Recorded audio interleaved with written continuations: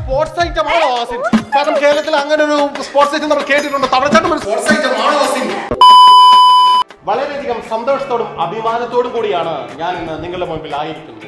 കാരണം എന്താണെന്ന് വെച്ചാൽ സ്പോർട്സ് ഐറ്റത്തിൽ കേരളത്തിൽ തന്നെ ഏറ്റവും ഉന്നത നിലവാരം പുലർത്തിയ, ഉന്നത വിജയം കരസ്ഥമാക്കിയ കണ്ണൂരുകാരി അസിനാണ് ഇന്ന് ഇപ്പം നമ്മളോടൊപ്പം ചേർച്ചത്. അസിൻ നമസ്കാരം. നമസ്കാരം. അസിൻ, ഈ ഒരു അവസരത്തിൽ അസിൻ എന്താണ് പറയാനുള്ളത്? എനിക്ക് ഈ ഒരു അവസരത്തിൽ എന്താണ് കരയുന്നത്? വളരെ ഉന്നത നിലവാരം പുലർത്തിയ ഒരു സ്പോർട്സ് ഐറ്റത്തിൽ അസിന് കിട്ടിയ ഒരു അവസരമാണല്ലോ ഇത്. അതിനുവേണ്ടി അസിൻ എന്താണ് കരയുന്നത്? പറഞ്ഞോട്ടെ. അതിനാണല്ലോ അസിൻ ഞാനിവിടെ ഇരിക്കുന്നത്. അസിന്റെ വാക്കുകൾ കേൾക്കാൻ വേണ്ടിയാണ് ഞാൻ ഇവിടെ ഇരിക്കുന്നത്. അസിൻ പറയൂ, എന്തിനാണ് അസിന് സമ്മാനം കിട്ടിയത്?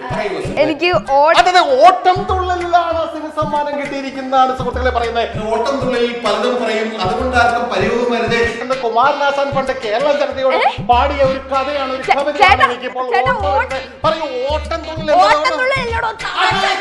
തവളച്ചാട്ടത്തിലാണ് അസിന് സമ്മാനം കിട്ടിയിരിക്കുന്നതാണ് ഇപ്പോൾ പറയുന്നത്.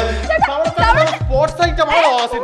കാരണം കേരളത്തിൽ അങ്ങനെ ഒരു സ്പോർട്സ് ഐറ്റം നമ്മൾ കേട്ടിട്ടുണ്ട്. തവളച്ചാട്ടം ഒരു സ്പോർട്സ് ഐറ്റം ആണോ ആസിൻ? എനിക്ക് സംശയമുണ്ട്. നമ്മുടെ മുഖ്യമന്ത്രിയോട് ചോദിക്കണമോ അതോ നമ്മുടെ സ്പോർട്സ് മന്ത്രിയോട് ചോദിക്കണമോ എന്ന് എനിക്കറിയത്തില്ല. അതെ, അസിൻ ഇപ്പോൾ സ്റ്റുഡിയോയിൽ കഴിഞ്ഞിപ്പോയിരിക്കുകയാണ്. എനിക്ക് നിങ്ങളോട് പറയാനുള്ളത്, ഈ ഓട്ടം തുള്ളൽ ഒരു സ്പോർട്സ് ഐറ്റം ആണോ? ഇന്നത്തെ വൈകുന്നേരത്തെ ചർച്ചയിൽ നമുക്ക് ചർച്ച ചെയ്യാം. ഓട്ടം തുള്ളൽ സ്പോർട്സ് ഐറ്റം ആണോ അതോ തവളച്ചാട്ടമാണോ സ്പോർട്സ് ഐറ്റം?